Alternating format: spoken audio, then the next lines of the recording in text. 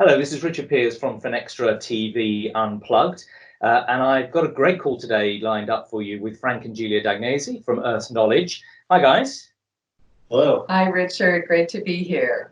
So very early for you. Tell us whereabouts you're dialing in from. Actually, Tucson, Arizona. Oh, very nice. And let's hope we have some good bandwidth for this call. What's the weather like with you guys today? Actually, it's really sunny, clear, and warm. Very nice. Great stuff. So listen, I wanted to get you onto the program today. Essentially, as everyone knows, we're talking about sustainable finance. A key part of sustainable finance is to get really good data that helps manage the risk and the opportunity of investing. And you guys come at it from a fantastic angle with Earth Knowledge. And I wanted to get that news out to the Finextra audience today. So tell us a little bit more about Earth Knowledge. Thank you, Richard. So Earth Knowledge, we provide the technological and human platform for mitigating risk and harnessing opportunities related to global change on commerce. And we founded Earth Knowledge in 2003 out of our profound belief that how we as humans interact with the Earth really matters. And to be socially and economically successful, we need to partner with the planet and really provide the most sustainable decisions that we can. So what we've done over time is integrate and build out what we call the Earth Knowledge Network, which is this treasure trove of amazing Earth and sustainability researchers around the world. We integrate their data and make it understandable and actionable. We see sustainability as a composite of integrated natural, social, and economic systems. And it's the interaction of these systems that's just as important as the changes within the systems themselves. So just like with the human body, the best medical decisions are made looking at the whole person.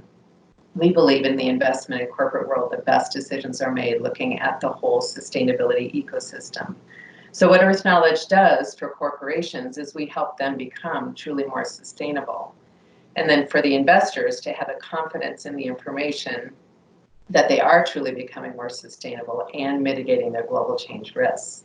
Wow, this does sound like the sort of thing everyone's looking for. But tell us a bit more about the Earth Knowledge portal and maybe an example so to bring this to life of where it's been applied. Yeah, Richard.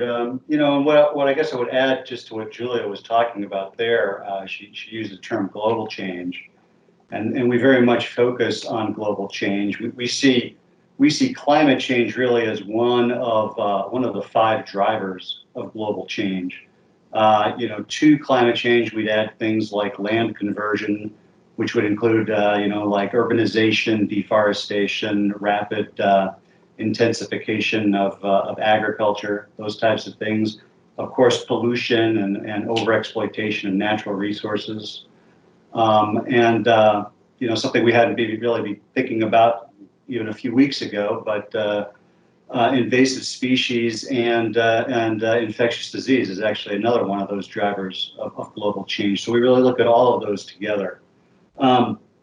So I guess one other thing to think about with Earth Knowledge is that most of the analysts that we have in our core team, each one of them has about 30 years of experience studying predictive environmental models, and we've had the opportunity over the years to really work on some really outstanding global projects. One that's fairly recent was an effort we did in the North Bay of California that was looking at climate risks for multiple stakeholders in the Sonoma County region of California. And we developed a climate risk tool that was actually highlighted as part of the Obama White House climate initiative. And what we saw there was we actually developed a prediction that indicated how the prolonged drought in California from the years 2011 to 2017 actually set up the conditions for the very costly and very disastrous wildfires that have been occurring in that Northern California area for the last 3 years. Wow. Okay. So what does that offer? I mean, I think everyone's probably reading ahead here, but for the financial services world interested in sustainable finance, where do you see this data playing into that world? Yeah, so, what we have is two streams of data. The first stream is what we would call our global change and sustainability analytics, and that's really real-time data that's being streamed in, information about businesses and people and events, and how that relates to sustainability and global change. And that data is then enriched with, in real time, it's enriched with information about ESG frameworks, things like the SASB, UN SDGs, the EU taxonomy, that sort of thing. And then we further enrich it with what we call our pattern language of whole system sustainability. So we could see these interactions and be able to notice trends that we may not have originally seen that are going on between these different types of events and issues and corporations.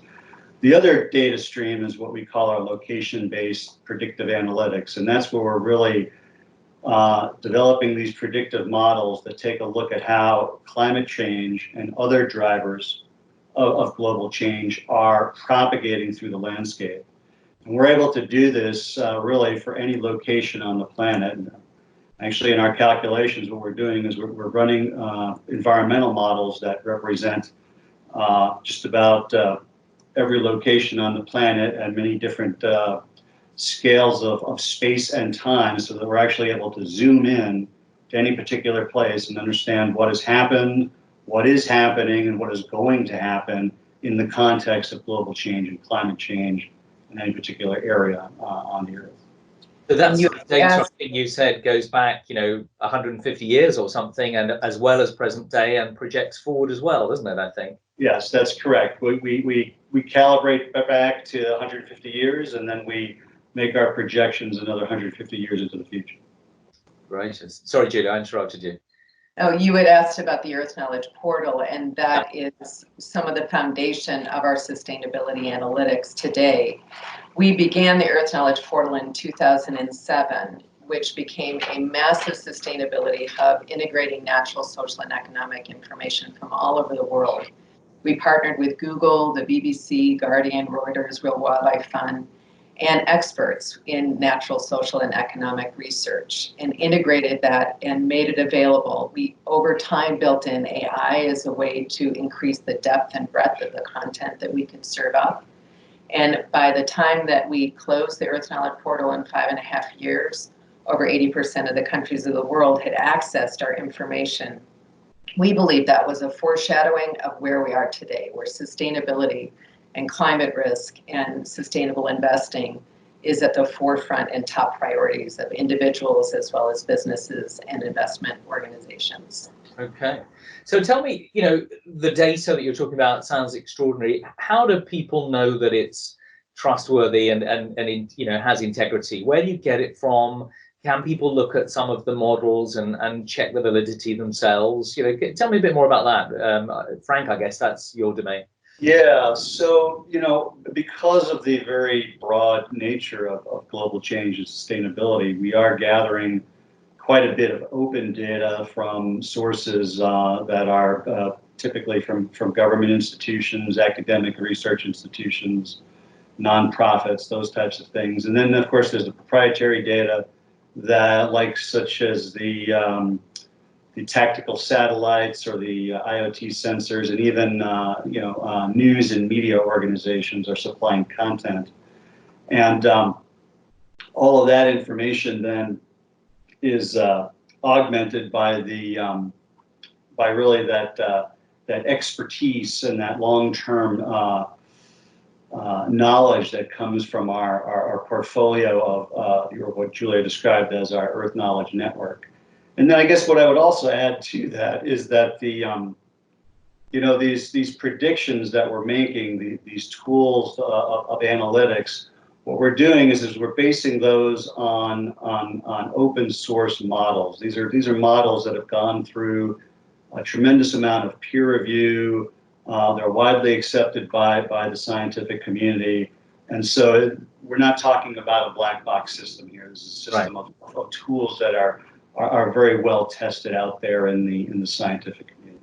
Okay, that's cool. And so I know you were talking about where you got up to with the Earth Knowledge Portal, and I know you're on an exciting journey now to scale that out. Tell us a bit more about where it is now on the roadmap, if you will, for a wider adoption of the Earth Knowledge Portal.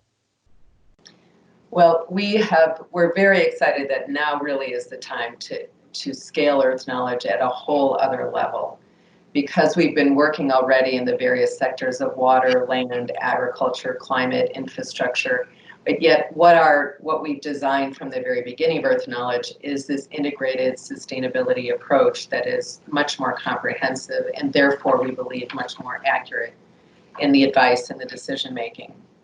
And these are unprecedented times. We are not in the Finextra offices and studio today because of a global change crisis with the coronavirus pandemic. And this year there were more and more people in the streets that were really worried that we're not ready for climate change and the transition. The Bank of England is beginning to develop these stress tests for the financial and insurance institutions to be climate ready, and more companies are really committing. I think we have over $30 trillion with sustainable asset being managed. So it's unprecedented times, and for us it is the perfect time to really bring together this structure and design and our integrated information for companies as well as the financial sector and world. Yeah, and also I would add to that also from a technological perspective, that it's really sort of a perfect storm of digital transformation. The Earth observation platforms, the sensor platforms really are proliferating in the type, the number, the kind of environmental parameters that we can study. We're gathering data in real time or near real time. The storage and computing capacities are there now with cloud that maybe a couple of years ago we wouldn't have been able to contemplate even making these kinds of calculations at many different resolutions of space and time, and add to that AI, which allows us to really make sense of all these data inputs and outputs that we're getting to these models. And finally, the visualization capabilities are really providing a way for us to really better comprehend and make the data more understandable and more usable through a real omni-channel kind of experience for the user, despite where they are in their user journey. Mm. We're also really excited about our partnerships with Esri and Microsoft and developments that they've had in the last couple of years. So Esri is the market leader in location intelligence, and we have over 30 years of working with co-founder and President Jack Dangerman in Esri Technology. And they have developed some awesome capabilities with their geospatial intelligent infrastructure which Earth Knowledge will be leveraging. And along with that, Esri users have been studying the Earth and sustainability for decades. So you combine Earth Knowledge and Esri, networks, information, and tools, and we will be a very significant contributor to companies in the financial sector for their information. Microsoft is leading in terms of by example, as well as their wonderful Azure platform and tools. Under the leadership of Lucas Japa and also Satya Nadella, they have made an enormous commitment around climate risk mitigation and sustainability, AI for Earth, and we're very proud to be partners with Microsoft as well. And we partnered with their financial sector services, where they are a global leader in worldwide finance as well. So, this whole combination of factors that makes now the perfect time for us to scale at this whole other level. When they talk about a planetary computer, you're really being a big contributor to that. So let's just sort of bring that back into the world of sustainable finance. Give us some examples where this sort of data that you've described can help inform the risk and the opportunities of people that are managing investments and so forth in the world of financial services. Sure, and I guess we could talk about three in particular. If you're an asset manager, what this data presents is really a large volume of third-party, peer-reviewed content and information that helps you as an asset manager decide what your short-term and long-term risks are, how you might balance your portfolio, what the risks and what the potential impacts of climate and global change might be on the companies that you have in your portfolio. You know, if you're a bond manager, you're thinking about, you know, green performance, and so you have now a real volume of information that's helping you understand things like the veracity, the transparency, the traceability of these green projects that are of importance to the bond manager. And then, you know, for corporations, really, you know, they're working every day to understand what the impacts might be to physical assets, what the impacts might be to operations and supply chains, really whole markets, you know, and probably another valuable way to look at it is they have a whole toolbox now that can help them with issues around sustainability and global change benchmarking and best practices in the corporation. Fantastic.